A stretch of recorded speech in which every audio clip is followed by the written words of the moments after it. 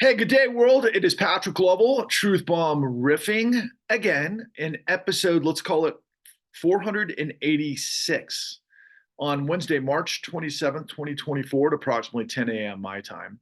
And my name is Patrick Lovell. I'm an investigative journalist. Some might call me a muckraking journalist, but I am definitely a warrior for truth and justice. And this is the ongoing saga of me trying to reveal to the world the paramount information that I have, that if I can somehow penetrate the minds, the hearts, the genius, the soul of millions of patriots who believe in liberty and justice for all, that if we unify and we come together with the information I have, we will rise to the moment and we will destroy the corruption that is destroying everything. And so it's really on this note that it's an interesting situation on this particular day. If you just think about kind of the news of the last 24 hours, I mean, we had an accident of this ship that lost power that rammed into a bridge in Baltimore, Maryland, and sent six people to their deaths. But it was like a scene right out of a movie that we've seen a million times, something that we might see in kind of an apocalyptic sort of Netflix, HBO, whatever sort of movie that we've seen a million times. So I found myself yesterday when I watched it the first time when it was trending on X, I was like, is this real? Or is this sort of AI? Or is this, something that I've seen before? And I'm like, what is it that I'm paying attention to? But it was like, obviously it stirred up a lot of controversy after the fact, like anything that is trending does. And it was just one of many things over the course of the last, 24 hours that holds a lot of our attention for a short period of time, and then we move on to the next thing, right? And so one of the big things that were kind of on my radar, considering I'm about the same age and I've seen decades now of P-Diddy and this circus that seems to be involved with the feds that basically raided two of his homes, which were crazy. And I think that they're sort of looking for evidence of sex trafficking. I can only imagine, really, all of the things that I've kind of seen and heard about Puff Daddy for many years, and some of which are very cringeworthy, some of which are kind of natural to the time era that we came up in, where big money, big partying, a lot of women, a lot of crazy things happening, and yeah, if you kind of think about all things Epstein and that sort of era, and here's P Diddy with being rated in such a public way after he had settled on all sorts of sex charges, I guess, with people that were in the midst of it. I can't think of the rapper's name, the woman who was sort of the subject of that. But certainly a lot of people are like, it almost feels like what I've seen on social media is a lot of people are kind of like, yeah, we kind of all knew P. Diddy was up to no good. And then, of course, it goes this way like P. Diddy's on the run, where is he, and all of these other kind of fanciful things. Almost feels like, in a way, like when OJ, of course, made a run for it on the 405 in Los Angeles, that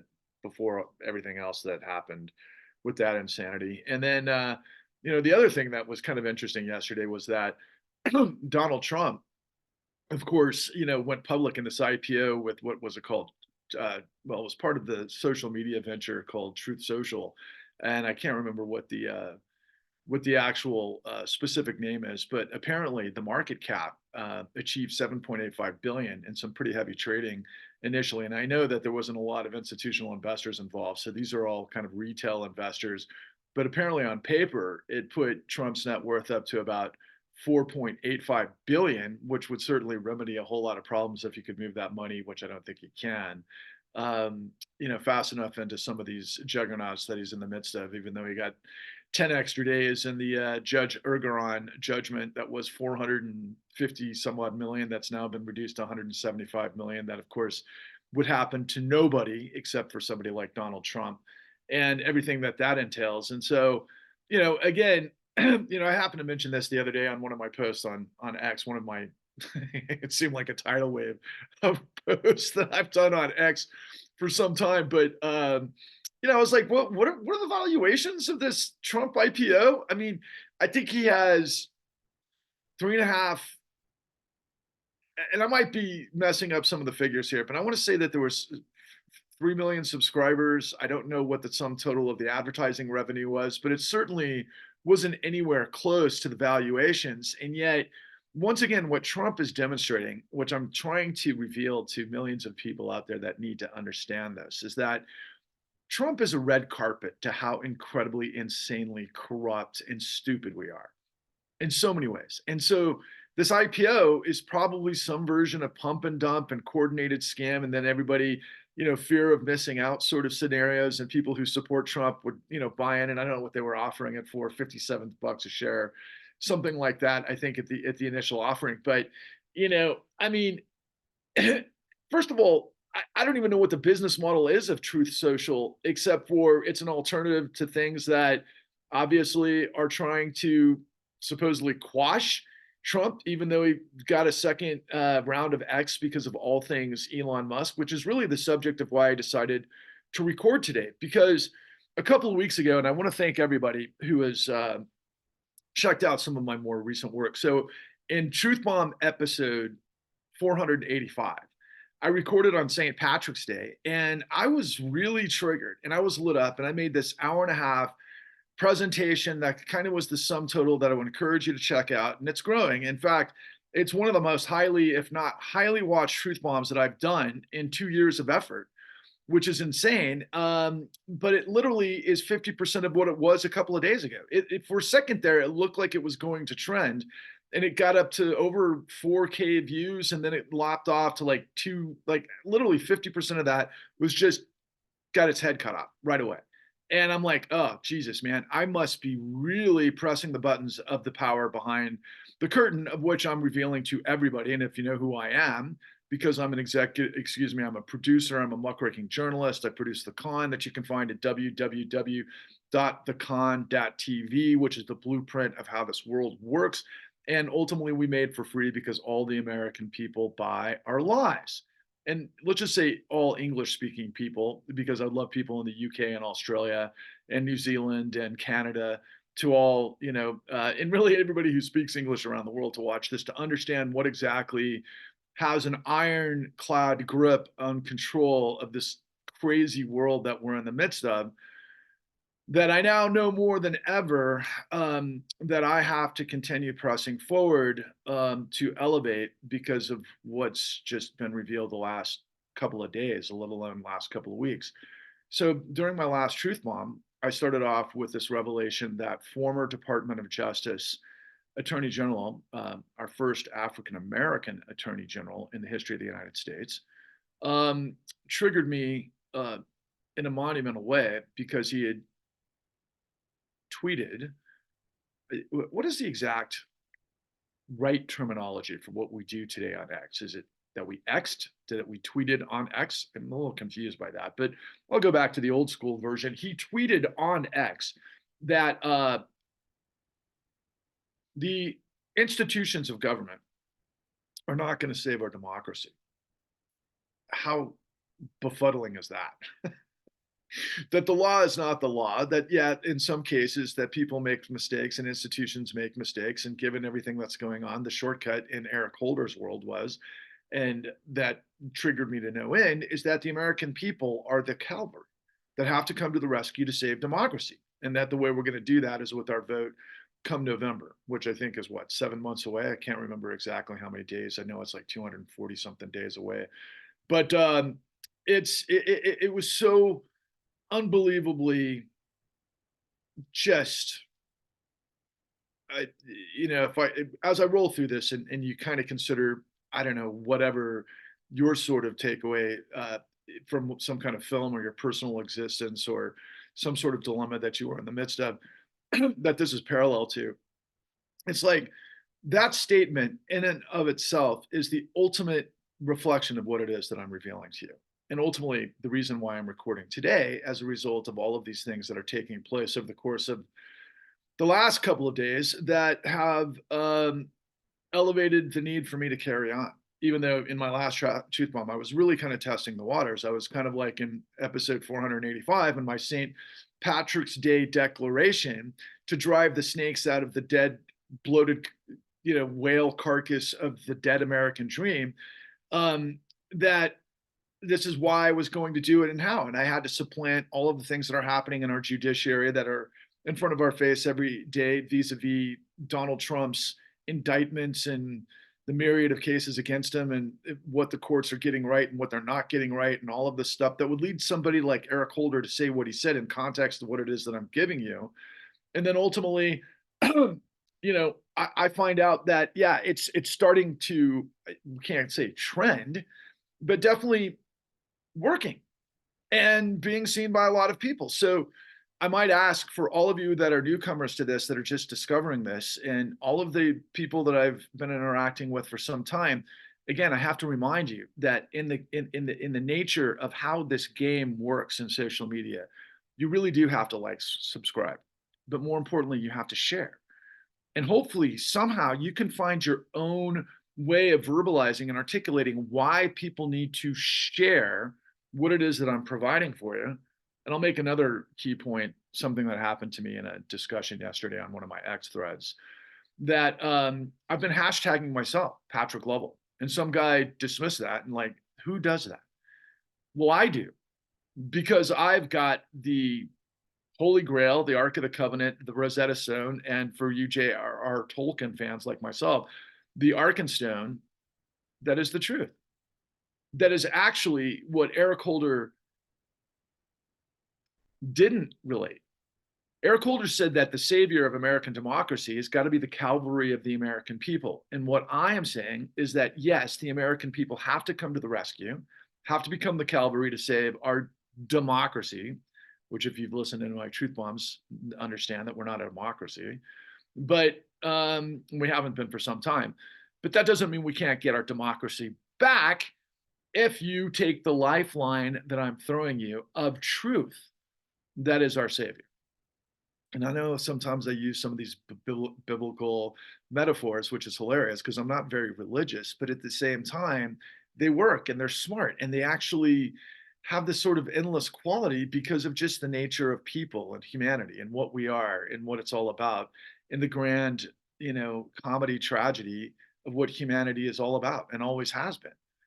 And ultimately, the truth is our savior, and I'm just simply the messenger. And it's incredible considering the nature of social media and what I was doing, positing that my last truth bomb at 485, driving the snakes out of the bloated dead whale carcass of the rotting American dream because of this horrendous betrayal and deception and diabolical behavior of demons that are all around us, that are getting paid by people to hide from you what it is that I am revealing to you. And this has been, again, validated over and over and over. And so I'm in this incredible place where last night, of all things, get a load of this. Me, yours truly,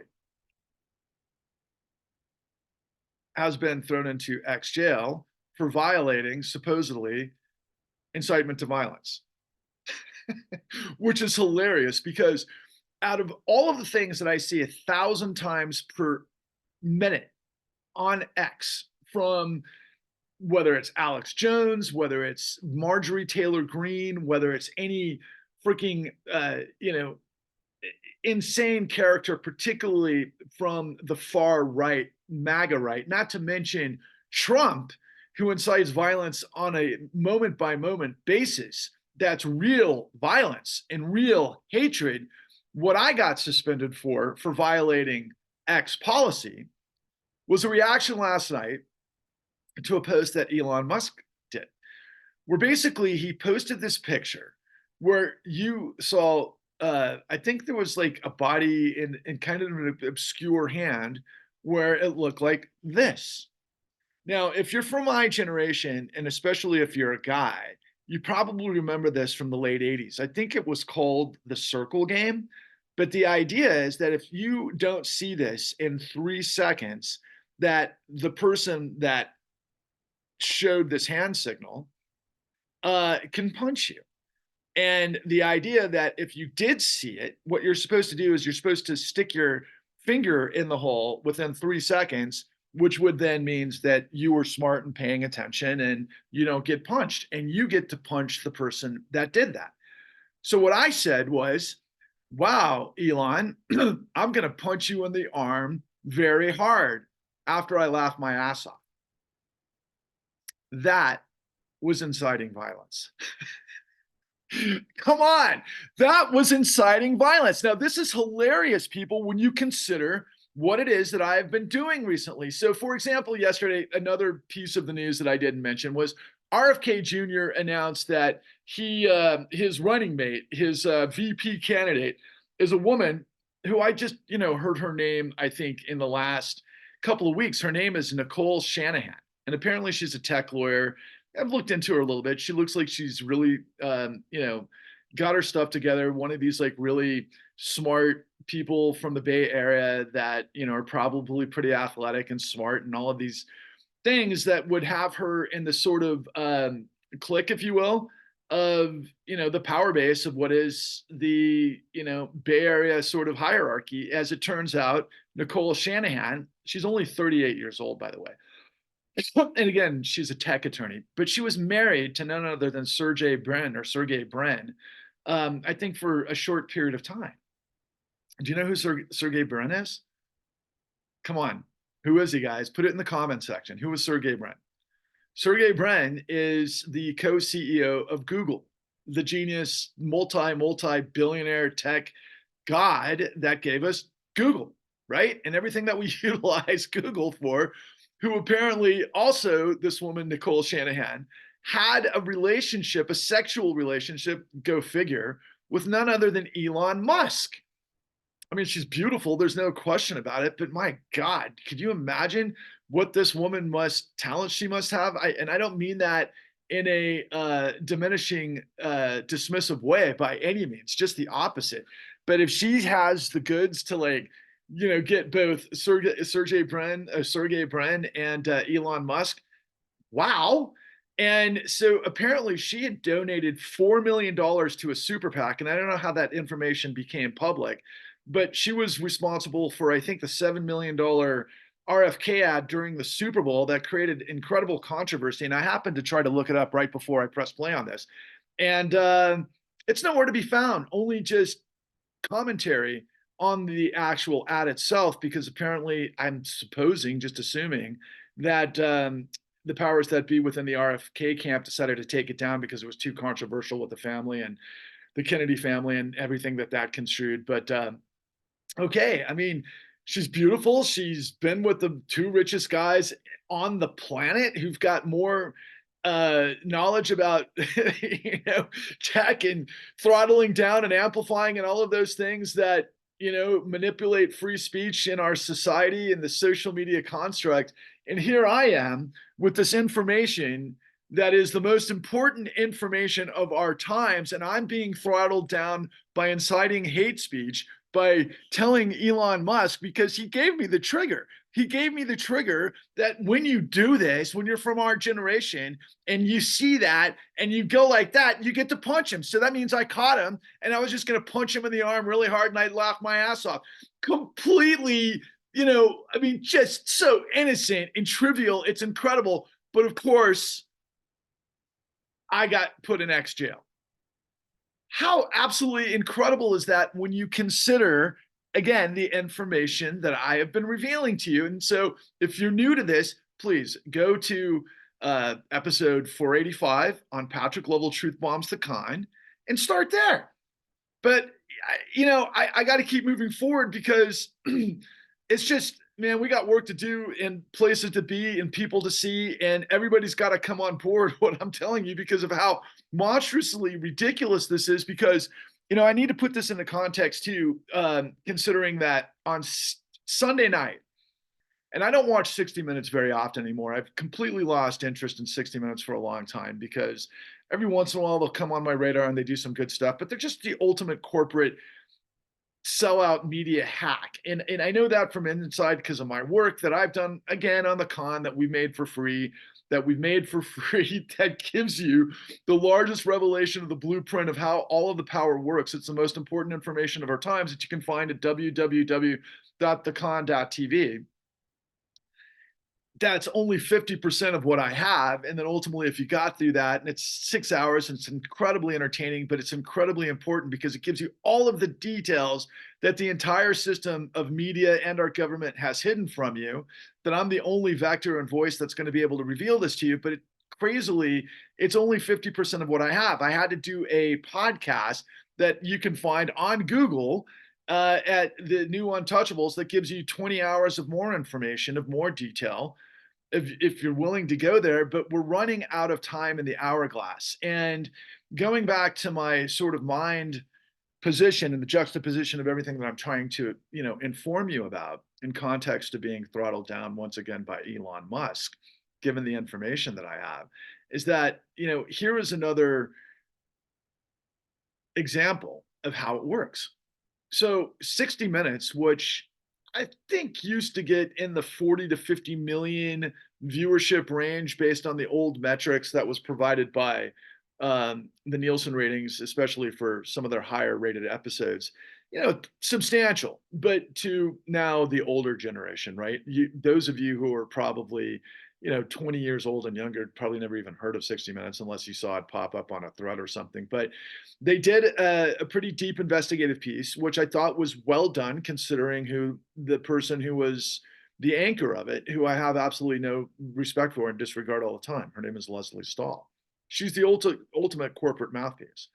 But she was the one they chose to be the narrator of, 60 Minutes' view into X. And I happened to have X on my computer while I was watching, and X was trending, or I should say 60 Minutes was trending, as it was revealing this information that basically made a complete joke out of Jim Jordan, who's one of the ultimate jokes of the joke Republican Party. But they're not jokes, they're very dangerous.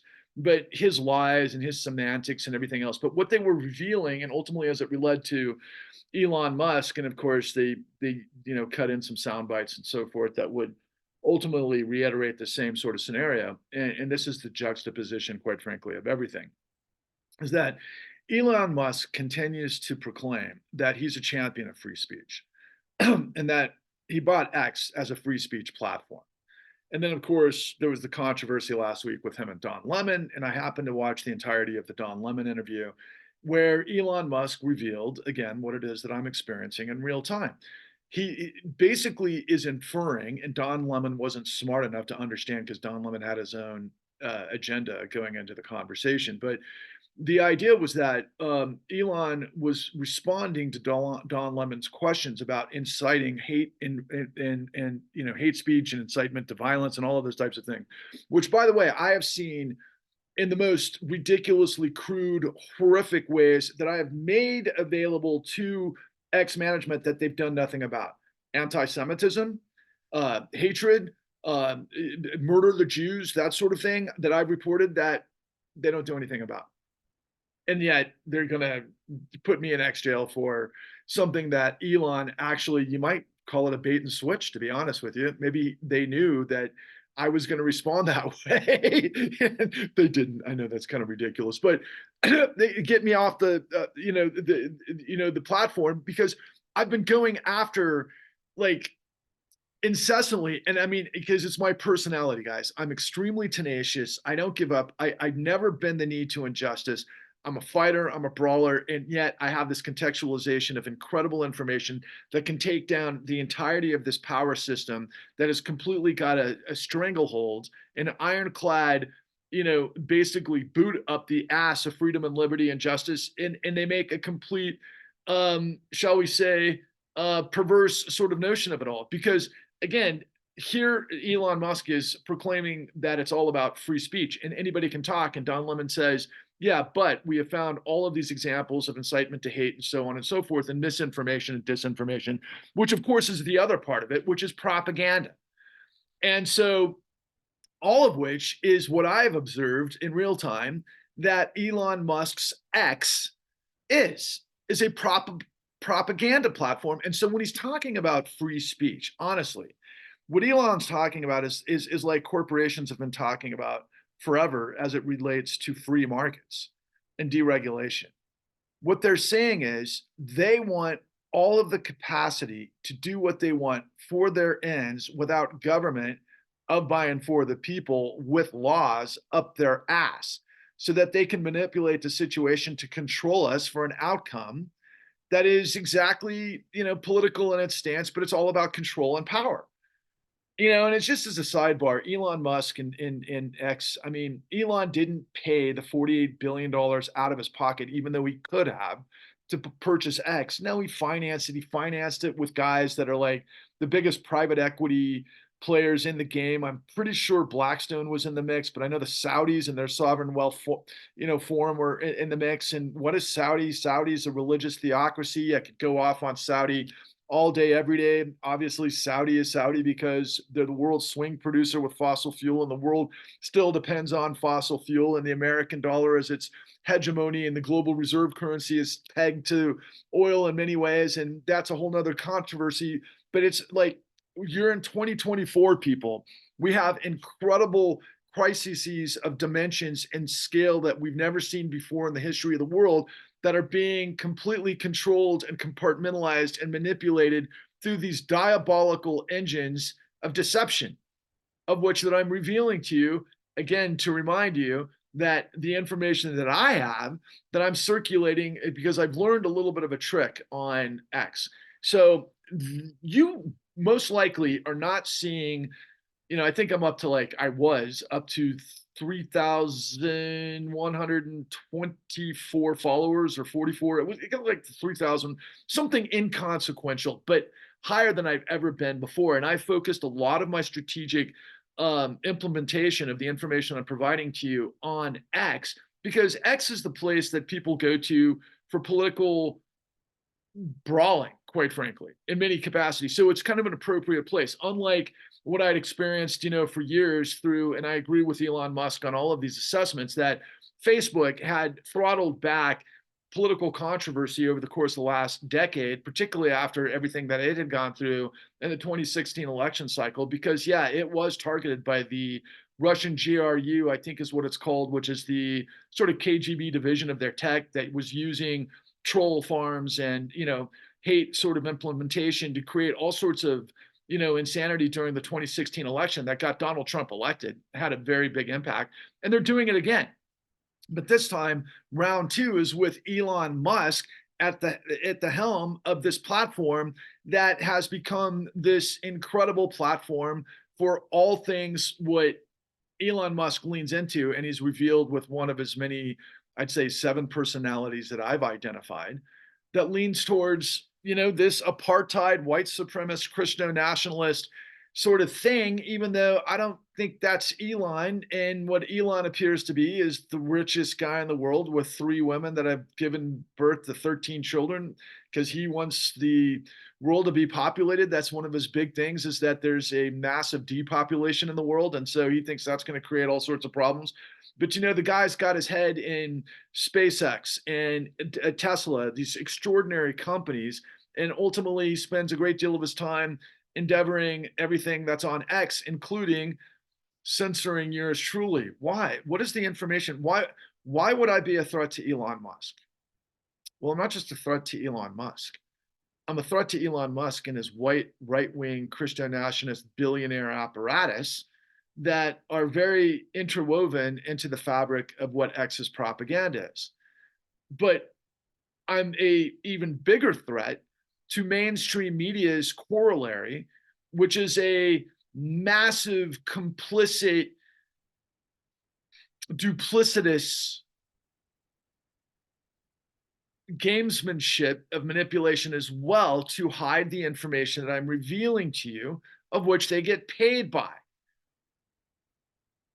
Basically, what you need to understand is that, think about, there's like this cloudy, murky level of this, let's call it an atmosphere. And there's a level that, let's say, it goes up to, if you're going to visualize this, like the first level of like the atmosphere, where it's cloudy, you can't see things are crazy, it's confusing, all of these things are happening, it's overwhelming.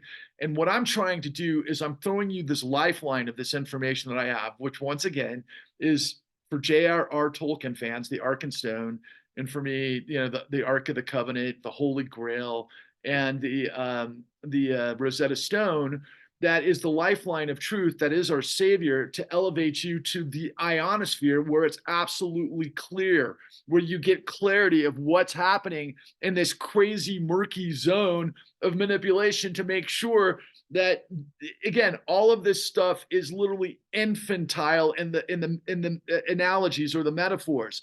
You can't see the forest for the trees. It is the emperor's new clothes on really bad acid. Am I making sense yet? I know it's a little bit convoluted, but I certainly hope you're tracking with me, because ultimately, when I get suppressed, I wasn't just suppressed on X, of course. Initially, I'd gone through years and years and years as I was making the con, and I was revealing a lot of things, on Facebook. But Facebook went through all of the stuff in 2016 and 2020, and Jeffrey Zuckerberg, or yeah, Zuckerberg, ultimately, you can just see it. The algorithms are written to project if you're having a good time, if you've got a beautiful family, if you're going to really cool exotic places, great concerts, those types of things. If you're in the mix at, like events, and you go to the Super Bowl, the national championship, or you're talking about, let's just say, Mike Tyson and Jake Paul and that sort of things, it's written to elevate those sorts of things and kind of suppress, throttle down controversy, because Facebook went down that road, and they learned. And the other social media platforms, for example, and I agree with Elon Musk about this, Instagram is like, this incredible modeling agency for beautiful people doing beautiful things, or really incredibly talented people doing talented things. And of course, TikTok and all of that controversy in my TikTok feeds are just basically programmed to things that I'm interested in, like rock and roll and surfing and snowboarding and skateboarding and just cool stuff for the most part. I'm not seeing a whole lot of controversial, weird stuff. I'm, on TikTok, quite frankly, I'm seeing stuff that's kind of fun, and I have to, like, basically do 5-minute increments. Otherwise, I lose way too much time. But the social media juggernaut is that the only place a guy like me, given the fact that mainstream media has suppressed me, and I can tell you that mainstream media is also connected to one of the biggest revelatory scenarios in the history of the world that I'm the ultimate path to, not Russell Brand, not Tucker Carlson, not anybody else on that side of the equation, which are all tools in the full circus working for this sort of right-wing international Christo nationalist cabal that I guarantee has also pulled in. All of this stuff is all over X by way of Alex. I was about to say Alex Gibney, not Alex Gibney, Alex Jones, and of course others. I mean, I'm thinking of Jimmy Dore and Glenn Greenwald and all of those guys that skew that way. And I hate to say it, Nap Taibbi, but all of these things are these juggernauts for your attention, to not allow you to understand, again, the revelations of what it is that I'm revealing to you, that I just know more than I ever have, even though I've known this the whole time since I started my journey, which is years ago. It's over a decade ago. But the timeline is, if we get to November, since I really started with my first documentary, which was prologue to this whole thing, which started during the Occupy Wall Street time period, that led me on my journey to understand everything that nobody else got, which I revealed to you in the con and the new Untouchables, which is the Arkenstone, blah, blah, blah. All of these things, okay, all of these things are designed to get us to react to what I started off with, right? Which is like Trump's IPO, P-Diddy and his sex trafficking, things that aren't ultimately a threat to the system that I am. And so I'm not just a threat to all of the white right-wing billionaires that have hijacked the Supreme Court, for example, but also to mainstream media that is hiding these revelations from you because they get paid from the system that I'm revealing to you, which is Wall Street. It's our financial system. But it's ultimately not just our financial system and its sort of machinery and the mechanics to uplift the billionaires and suppress everyone else. They're the new oligarchs, the new pharaohs, the new monarchies, the new aristocracy, all of those types of things that have been part of humanity throughout history, but also the CIA. Okay? I mean, it's like, the most powerful entities, the most organized, those that have the most resources, I am the biggest threat to. I am the one voice that can elevate these truths that took us years and years and years and literally millions of dollars to achieve, that put together what is now this, it's north, but it's the $71 trillion truth that Patrick Lovell has all the answers to. That is the largest criminal conspiracy and cover up in history that never ended. And so, another thing that happened this week in terms of how insane this whole thing is. So, you guys might remember like 2 days ago. If you think about it, that's like ancient history in the echo sphere of the 24-hour echo chamber and all that kind of stuff. But a woman by the name of Ronna McDaniel, who was the, I think, former director of the Republican Steering Committee or something along those lines. And I think she's a niece to Mitt Romney, which is another interesting piece of this whole thing, considering Mitt Romney was like Mr. Bain Capital forever. And I can assure you has done more damage to the American middle class than Donald Trump could ever hope to.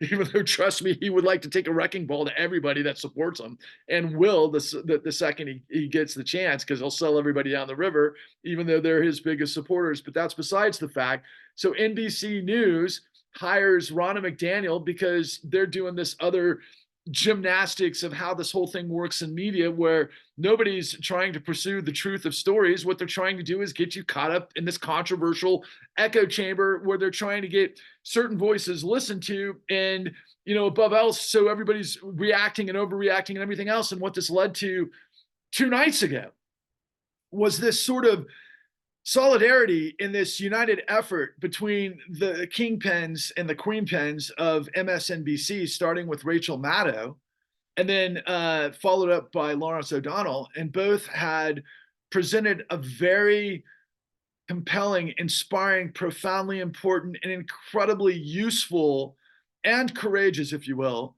takedown of Ronna McDaniel, and ultimately what that means for their network as it relates to the integrity of journalism. And of course, we all know that all of media is under attack for being fake media, because it is. And the fact that Rachel Maddow and Lawrence O'Donnell can be incredible for professionals, do great stories, have incredible capacity, they have incredible resources, and they can deliver brilliantly, and they can configure certain arguments, which of course we all learn going back to debate classes in high school, if you carried it through college, and if you end up with a law degree and everything else. That's the way the whole thing is designed, so you can argue both sides of the equation. And some people get really good and become masters of this, like Lawrence O'Donnell, who I respect tremendously because of his cadre of these legal experts that I listen to and rely on, whether it's Lawrence Tribe, the professor emeritus of law, constitutional law at Harvard University, and then of course Neil Katyal, and the biggest one, whose name is eluding me at the moment, who I really respect, who's the former general counsel at the FBI, who does magnificent work, and I apologize for not remembering his name at the moment. It'll come to me probably when I hit stop recording. But they give us incredible details about what's going on in all of these Trump trials. But here they have this concerted effort between Lawrence O'Donnell and Rachel Maddow to say, ultimately, given Ronna McDaniel, that the lessons that were learned during Watergate, that you never hire someone close to the crime. Meanwhile, going back to my truth bomb 485, which triggered me to no end to lay out all of these things to you, so you could hopefully put all of the pieces of the puzzle together. Here they are saying Ronna McDaniel is the ultimate example of destroying journalistic integrity because of the nature of what I just laid out to you, through somebody that was involved with the insurrection and works for the lying scumbag Republican Party that would actually go all in on a former president who not only betrayed this country with thousands and thousands of lies, but was super involved. Obviously, Congress through the J6 Insurrection Committee wants to put the whole thing on him, but I think was a wag the dog scenario because Donald Trump is such a complete moron who cheats at golf and has to sleep with freaking hookers while his wife's giving birth. Ultimately, you know, the, that person gets put at the highest levels to get paid by NBC to provide what exactly? Lies for people she's getting paid for at the Republican Party. So Rachel Maddow, Lawrence O'Donnell are like, no, this is not what this can't happen. We're putting our foot down because our brand is to tell you how Donald Trump is the ultimate enemy of democracy and freedom and liberty and the end of the world if this guy wins the presidency. And what I continue to tell you and reveal to you is Donald Trump is just a red carpet to how the whole thing works. They're literally hanging, they're arresting Satan in this case. Let's just call him Satan because let's identify him for the evil that he is, even though he's not smart enough to be Satan. But Donald Trump is a grifter, a monumental grifter, and would sell this country out to the lowest bidder. And he has. And look at who he's working with and everything that purports. But here, Lawrence O'Donnell and Rachel Maddow are telling us that you do not hire somebody close to the crime. Meanwhile, Eric Holder was the attorney general for then President Barack Obama, who ultimately, because of his, shall we call it, perverse incentives, because he came out of a law firm called Covington and Burling, of which he rotated right out of his position as the attorney general, the top law enforcement officer at the Department of Justice, the most powerful institution, one of the most powerful institutions in the world. He went right back to his corner office at Covington and Burling with a massive, what do we call it when you well, he got tens of millions of dollars, which dwarfed what he got paid at the Department of Justice as a bonus for covering up the largest criminal racketeering enterprise in the history of the world that never ended, that I'm revealing to you.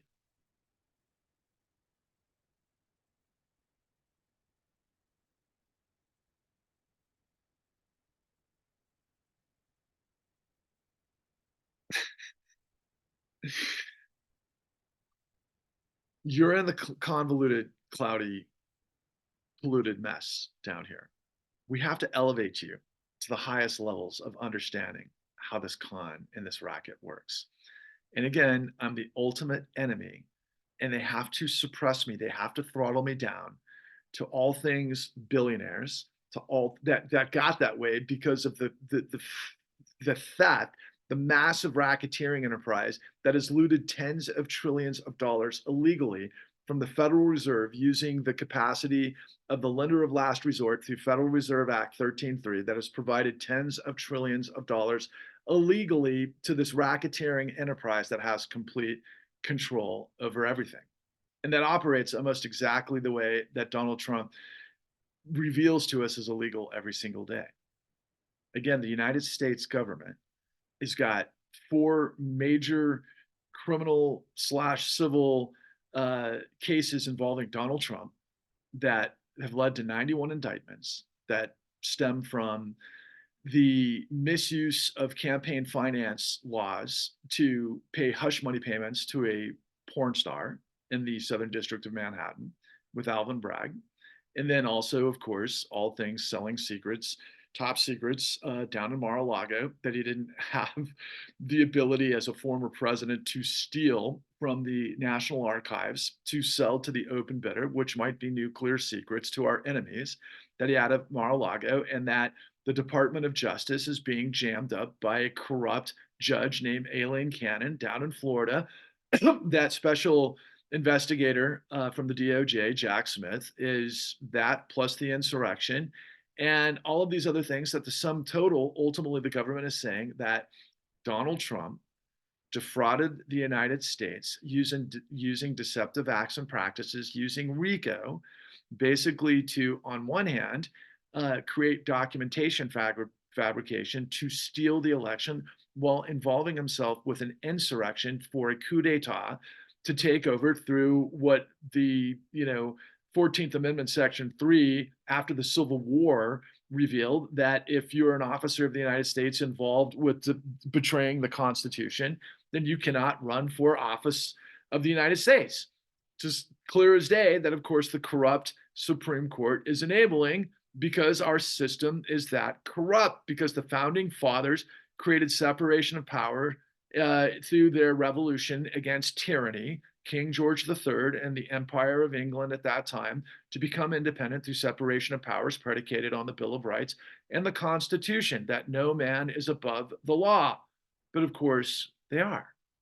And all this media conundrum and this system is doing is convoluting and creating absolute confusion so that you can't understand who did what, when, and how, and what they're doing that what?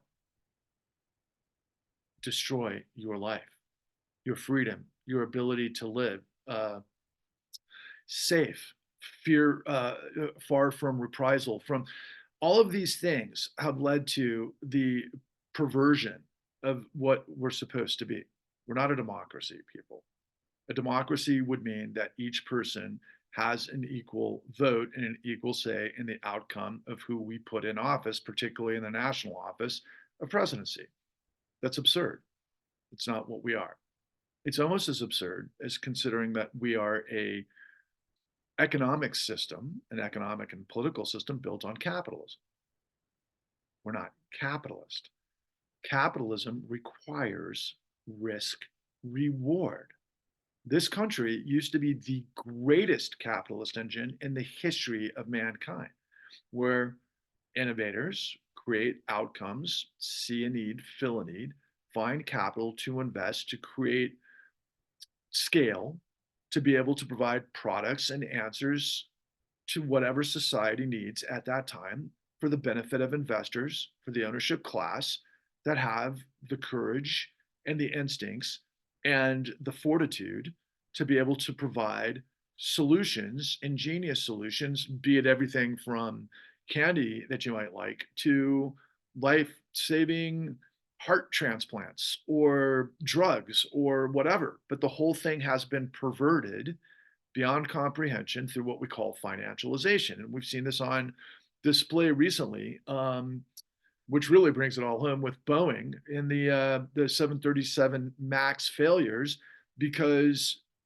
Boeing went from a company of the finest engineers on the planet that called the shots to bean counters and CEOs that operate with what's known as control fraud to be able to hyperpump their stock, because through modern executive compensation, CEOs are bonused based on the performance of the stock over a short period of time, which means they create shortcuts in the case of Boeing, which may have led to a whistleblower being murdered recently to shut him up, which a lot of people are obviously more aware of now than ever before, which again is just another reflection of corporate empire and corporate fascism gone entirely wrong.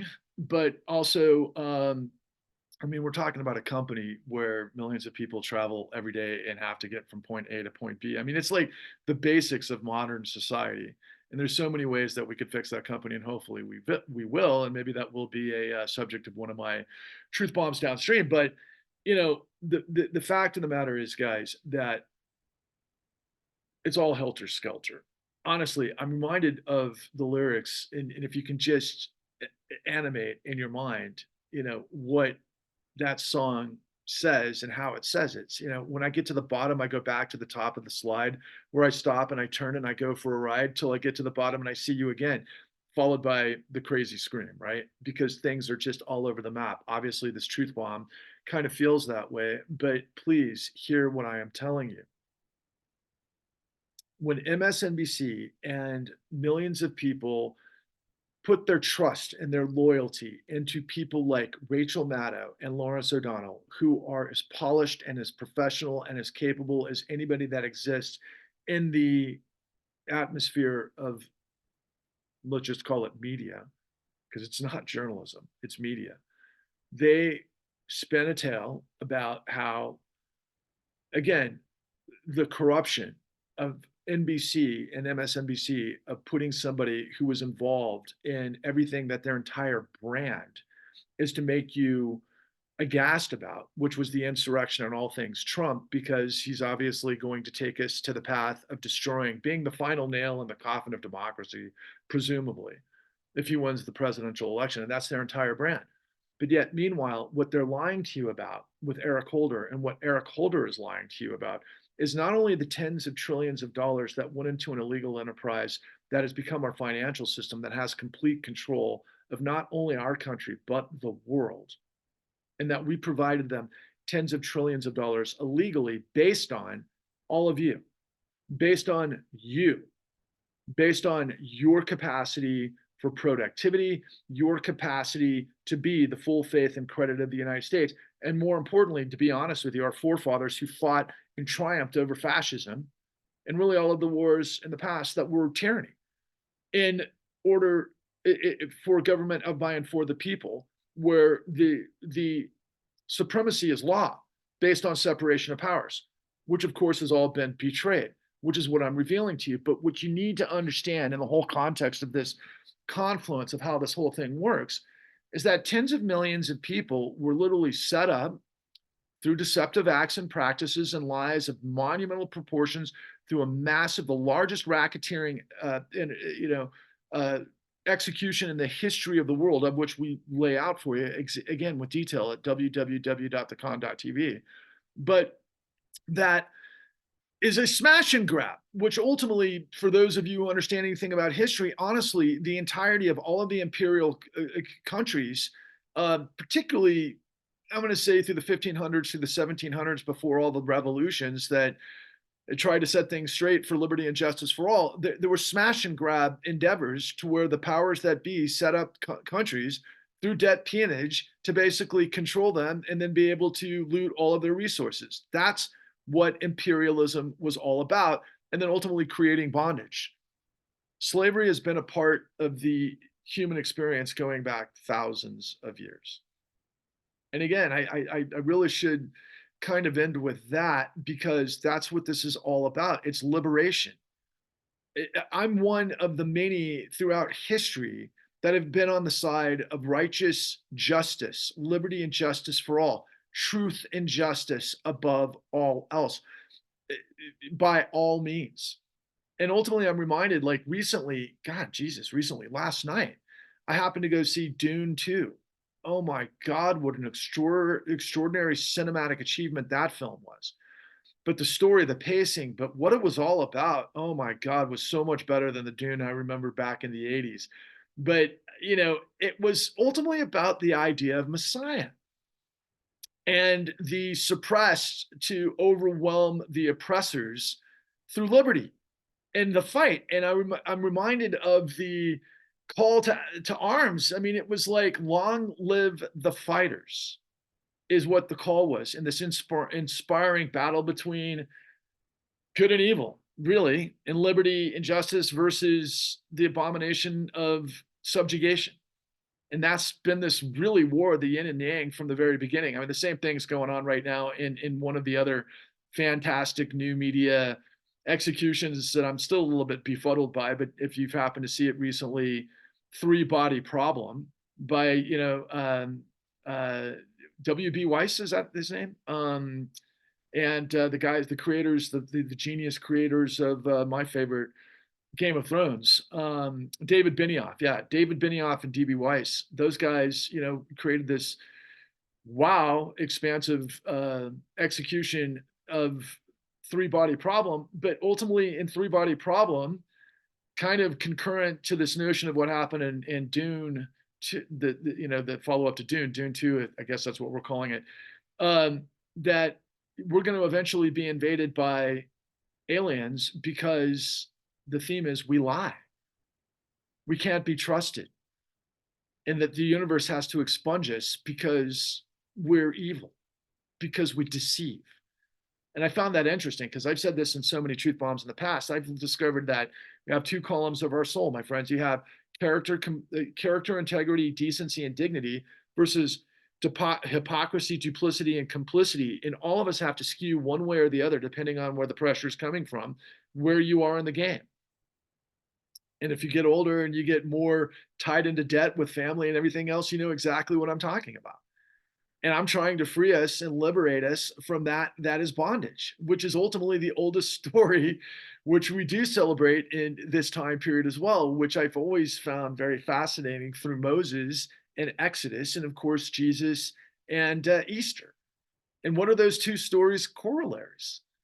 I mean, Moses was ultimately Exodus against tyranny, the pharaohs, liberation, and ultimately that led to the construct of law developing society. That's the entire purpose of the Ten Commandments in Exodus, from tyranny for liberty. That's where it began. And then Jesus in the Last Supper and his, obviously his crucifixion, because he was fighting the powers of tyranny at the time, really is what the whole story is about.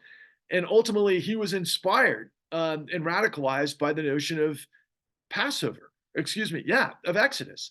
That's the whole thing of the Last Supper, and then ultimately that leads to the resurrection. And who am I in this massive analogy?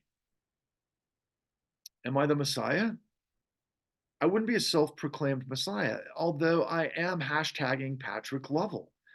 Because when the entire system, and I am being suppressed by BlackRock, and there's a reason I'm being suppressed by BlackRock, the most powerful, and it's ironic that it's run by a bunch of Jewish guys, the most powerful asset management company in the entire world that got that way through what it is that I'm revealing to you. Yeah, they own all of mainstream media. They're on the board of directors of HBO, of Netflix, and I'm pretty certain that they made sure that the con never made it to those airwaves, first and foremost, because the con is what the government failed to do, what Eric Holder failed to do, because it was up to we the people, and I am of we the people, and I am of by and for the people. And that's why I had to make the con. It had to be the con. And the truth is what I found, because it didn't make sense. And I had to add it all up, which I did. And I've done it over and over and over. So I have the truth that is our Savior to create exodus from corruption, to create the resurrection of the American dream. And again, I'm being suppressed by the entire system, by mainstream media that has to hide this, because mainstream is answers to the fraud behind the curtain, which is the Federal Reserve and the financial situation that has complete control, that has manipulated the full faith and credit of the United States for themselves to extract upwards, because billionaires spend billions to loot trillions and ultimately own the system through corruption, because politicians are, quite frankly, pimps, whores, junkies, and parasites. Our entire system of what we call elites are nothing but heretics. And as I said in my last truth bomb, I'm Patrick Lovell, the Pied Piper, trying to purge the snakes out of the bloated, dead carcass of the American well of democracy and liberty and justice for all. You have to share what it is that I'm talking about. You have to get this out on X, in all of your social media feeds. You have to buy in. If you want a country of by and for the people, if you want a country where the bad guys go to prison and have their stolen money ripped out of their hands, where they get to go to prison and we get all of their money, they live in shame, they do the walk of shame, and we reboot the government, which has to have the power of the people, but the people have to have the power of the truth. And when you have the truth, you're bulletproof. And that's where my head is. Got a sense of calmness, a sense of, I don't know, it kind of feels like animated suspension. And I'm just trying to attract everybody I can to this information, so that if we unify and we galvanize, the purpose is we have to crush corruption and the fascism and fuels. And we do that through the clean New Deal. And the Clean New Deal is going to deliver the investigation and the prosecution of all the bad actors that I'm revealing to you, to rip back all of their stolen wealth, to reconfigure what the Federal Reserve is and what it should do, because there's a lot of confusion about that. I have all the answers of what it actually does and for whom, which isn't you. It's for the pharaohs, it's for the oligarchs, it's for the slave masters, it's for the Confederates that have complete control, which is tyranny. And we have to break their grip, which is liberty, which is, of course, the sum total of everything that I've been telling you. So I'm going to throw in a couple of hashtags here that I hope you'll share, and I hope you'll spread the word, and I hope that you'll galvanize behind, and I hope you'll reach out to me, and I hope you'll become a vector of getting this truth out there, because the algorithm can suppress me. It can't suppress all of us. And again, I said this on Twitter the other day, that even if I die tomorrow, the truth is out there at www.thecon.tv. Even though it's 50% of what I have, it's enough to take down this whole system.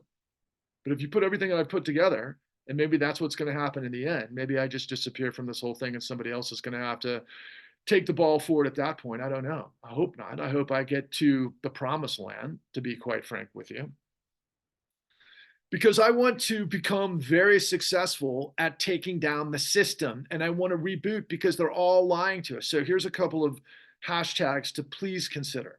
Please hashtag Patrick Lovell. You spell my name, last name, Lovell. Same last name of Captain or Lieutenant James Lovell, who piloted the Apollo 13 mission miraculously, because at that time, NASA and the Americans had the right stuff to be able to figure out the impossible questions, which is what I'm in the midst of. So yeah, and there's more to it than that.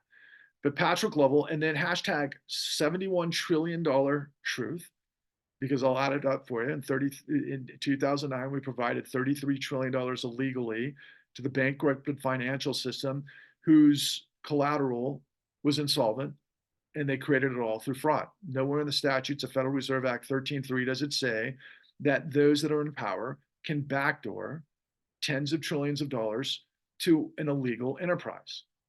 That would be absurd. But that's what we did. And that's what mainstream media is hiding from you. That's what the white right-wing billionaire class that's trying to create a new confederacy is hiding from you, because they all feed from this. It's crack. And they all feed from the lies, which is crack. The truth is what purges the pollution of this manifestation of cancer to elevate you to the ionosphere, which quite frankly is what we all have to get to. And so the third hashtag, please, hashtag the clean New Deal. So to reminder, hashtag Patrick Lovell, hashtag the $71 trillion truth, or $71 trillion truth. And you got to spell out 71 and not $, because it doesn't hashtag that way. And then trillion truth, all one word. And then same with the clean New Deal. But ultimately, please remember all of our hashtags, which I've been saying over and over. And I'm going to add one because of what I saw last night in this spectacular film, Dune 2. Hashtag